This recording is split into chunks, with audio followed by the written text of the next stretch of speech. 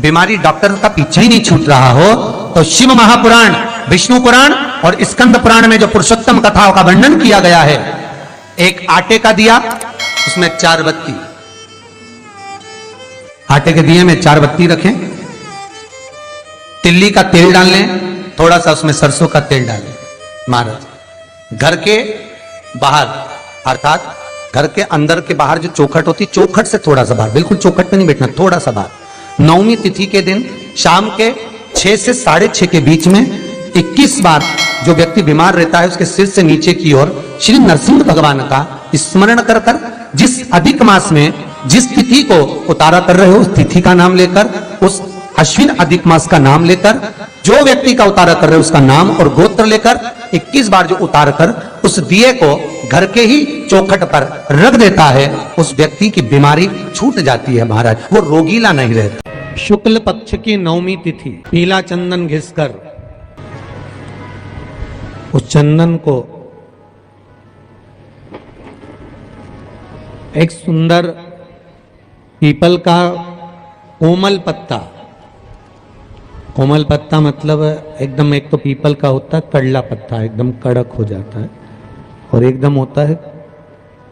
कोमल पत्ता।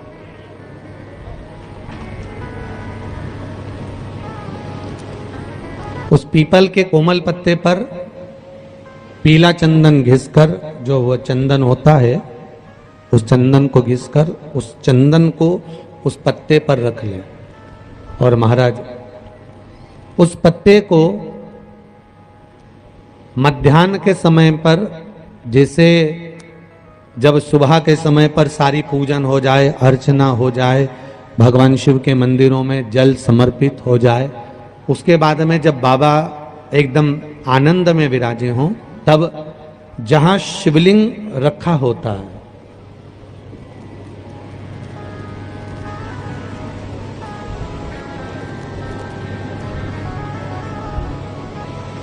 जैसे ये शिवलिंग है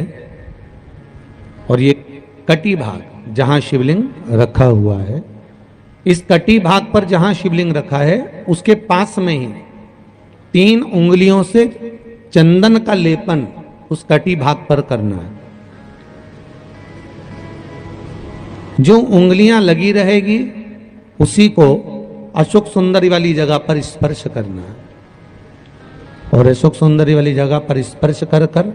कुछ देर तक चंदन लगे रहने देना है। उसके बाद में उस चंदन को वापस निकाल कर लेकर आना है, कटी भाग पर जो लगाया गया है उसको भी निकाल कर वापस लेकर आना है।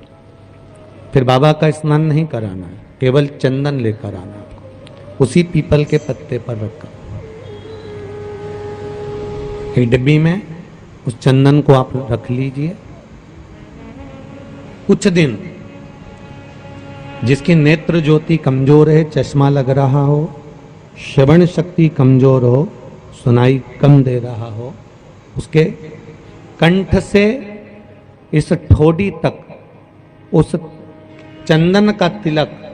लगाना प्रारंभ कर दीजिए, और नेत्रों के नीचे थोड़ा सा वो चंदन लगाना प्रारंभ कर दीजिए। लगभग 20 से 22 दिन तक आप उसका प्रयोग करिए, और एक रुद्राक्ष का जल शिव को समर्पित कर कर उस जल का आचमन करना प्रारंभ कर लीजिए। लगभग 22 दिन लगेंगे, धीरे धीरे फिर जाकर डॉक्टर को जांच करा लेना, नेत्र की ज्योति बढ़ना प्रारंभ हो गई है। पर विश्वास के साथ में, भरोसे के साथ में, क्योंकि सबसे मूल अगर कुछ है तो विश्वास मूल है।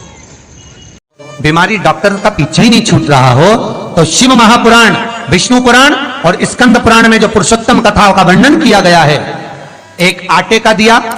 उसमें 4 बत्ती, आटे के दिए में 4 बत्ती रखें, तिल्ली का तेल डाल लें, थोड़ा सा उसमें सरसों का तेल डालें। महाराज घर के बाहर अर्थात घर के अंदर के बाहर जो चौखट होती, चौखट से थोड़ा सा बाहर, बिल्कुल चौखट पे नहीं बैठना, थोड़ा सा बाहर, 9वीं तिथि के दिन शाम के 6 से 6:30 के बीच में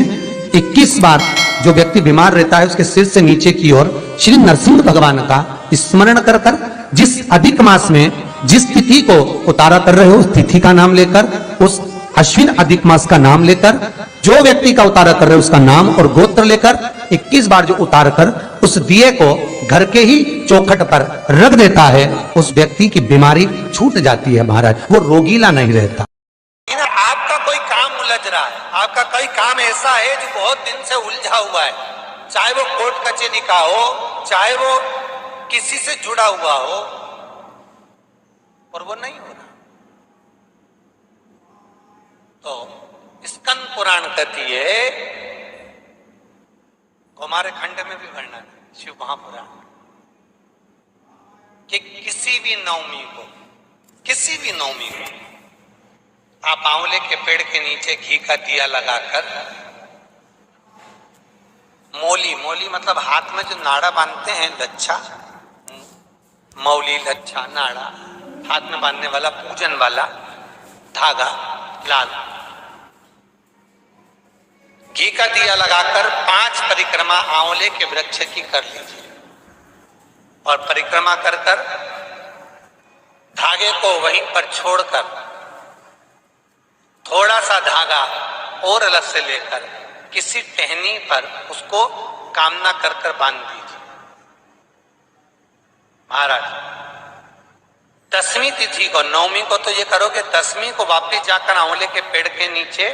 घी का दिया लगाइए और जो धागे की आपने टहनी पर जो धागा बांधा है उसको खोल कर ले आइए, अपने हाथ पर बांधकर उसी धागे को पहनकर अपने काम के लिए निकल जाइए, आपको सफलता प्राप्त हो जाए। स्कंद पुराण में आंवले के वृक्ष का बड़ा महत्व है महाराज।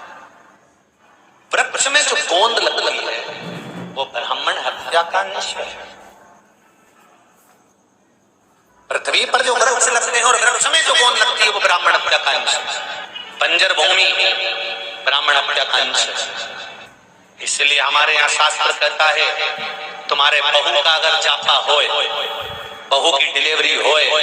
बहू को संतान होए, तो खूब घी में गोंद तल तल कर खिलाओ। पर जन्माष्टमी, रामनवमी पर भगवान का प्रसाद तैयार करो तो उसमें गोंद मत डालना, क्योंकि उसमें ब्राह्मण हत्या का अंश रहता है। भगवान के प्रसाद में गोंद नहीं आना चाहिए। हर हर महादेव। श्री शिवाय नमस्तुभ्यं। मेरे चैनल को सब्सक्राइब करें और आपका कोई काम उलझ रहा है, आपका कोई काम ऐसा है जो बहुत दिन से उलझा हुआ है, चाहे वो कोर्ट कचहरी का हो, चाहे वो किसी से जुड़ा हुआ हो, और वो नहीं हो रहा, तो स्कंद पुराण कहती है, हमारे खंड में भी वर्णन है शिव महापुराण, कि किसी भी नवमी को आप आंवले के पेड़ के नीचे घी का दिया लगाकर मौली मतलब हाथ में जो नाड़ा बांधते हैं, लच्छा, मौली, लच्छा, नाड़ा, हाथ में बांधने वाला पूजन वाला धागा लाल, घी का दिया लगाकर 5 परिक्रमा आंवले के वृक्ष की कर लीजिए और परिक्रमा कर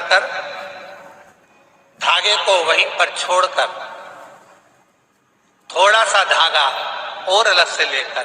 किसी टहनी पर उसको कामना कर बांध दीजिए। महाराज 10वीं तिथि को, 9वीं को तो ये करो कि 10वीं को वापिस जाकर आंवले के पेड़ के नीचे घी का दिया लगाइए और जो धागे की आपने टहनी पर जो धागा बांधा है उसको खोल कर ले आइए, अपने हाथ पर बांधकर उसी धागे को पहनकर अपने काम के लिए निकल जाइए, आपको सफलता प्राप्त हो जाए। स्कंद पुराण में आंवले के वृक्ष का बड़ा महत्व है महाराज। वृक्ष में जो गोंद लगती है वो ब्राह्मण हत्या का निश्चय है।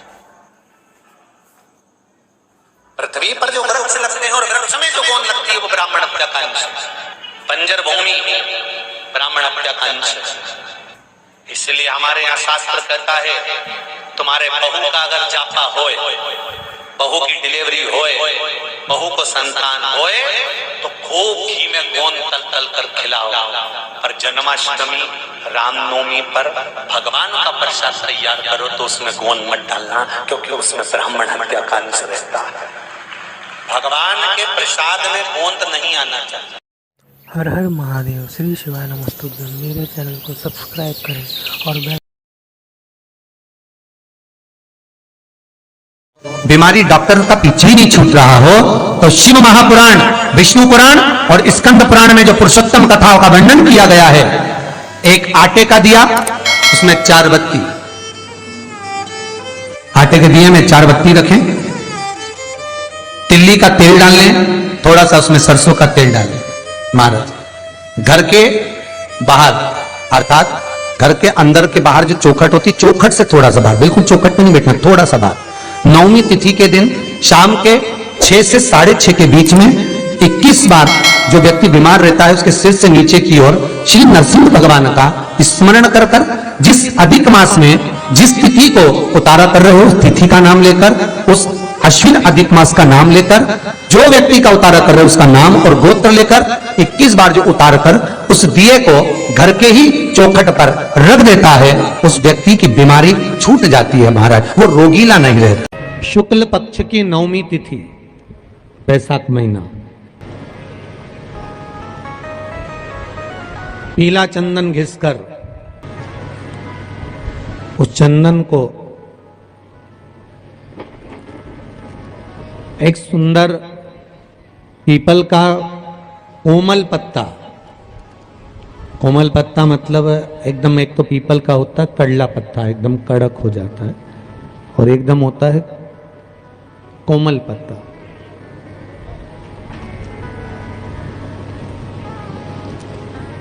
उस पीपल के कोमल पत्ते पर पीला चंदन घिसकर, जो वो चंदन होता है, उस चंदन को घिसकर उस चंदन को उस पत्ते पर रख ले। और महाराज उस पत्ते को मध्याह्न के समय पर, जैसे जब सुबह के समय पर सारी पूजन हो जाए, अर्चना हो जाए, भगवान शिव के मंदिरों में जल समर्पित हो जाए, उसके बाद में जब बाबा एकदम आनंद में विराजे हों, तब जहां शिवलिंग रखा होता है,